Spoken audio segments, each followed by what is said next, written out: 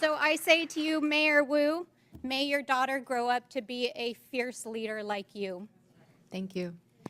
Now, I want to reject the fundamental premise of this hearing, because what this entire effort is about is intimidating state and local officials, attacking law-abiding immigrant families, and spending millions of dollars of taxpayer dollars, both in the administration and in Congress, to make ads that are complete smoke and mirrors, trying to say that Donald Trump has somehow secured America's safety.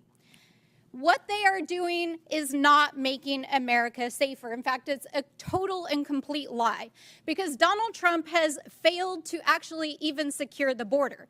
He's failed to stop illicit drugs like fentanyl from crossing the border. He's failed to secure sufficient staffing and technology to stop human trafficking and illicit drugs from crossing the border.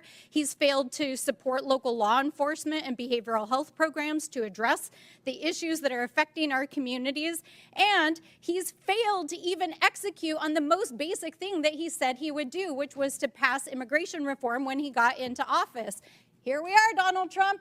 Where's your immigration bill? Oh, wait, you don't have one. That's right. Because none of this is actually about making America safer. In fact, all of this is making America weaker. He's dismantling our federal law enforcement that would actually go after cartels and drug traffickers. Over the last 6 weeks, Donald Trump has taken out the most senior FBI officials and the officials in our U.S. attorney's offices that were actually prosecuting the cases against the drug cartels. Donald Trump took out the law enforcement that were prosecuting those cases. So let's be real about that. He froze federal law enforcement funds all across the country. I have tribes in my district that still haven't had their DOJ grants reinstated. Let's be real about what's going on here. He's frozen funds to refugee resettlement and other immigrants groups permanently who have outstanding receipts.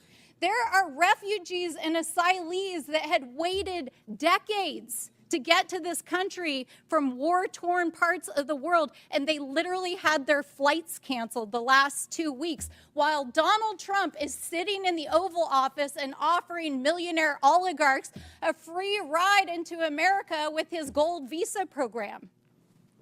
Is this really about making America safe again? Is that really what he's about? Is that really what my colleagues across the aisle are about? Because what I can tell you, as a representative from a great city, the city of Albuquerque, a border state, is that we know what makes our communities safer. It means we stop drugs from coming into our country and our communities. It means that we support and we fund our law enforcement. It means that we fund our behavioral health system. It means that we support our mayors, our tribal leaders, and our state officials. It means that we invest in them. It does not mean that we drag them in front of Congress for 4 hours, we yell at them, we tell them we're going to give them criminal referrals, the DOJ is intimidating our mayors, and my colleagues across the aisle are producing TV ads to try to pretend that they're making this country safe again. It's total bullshit.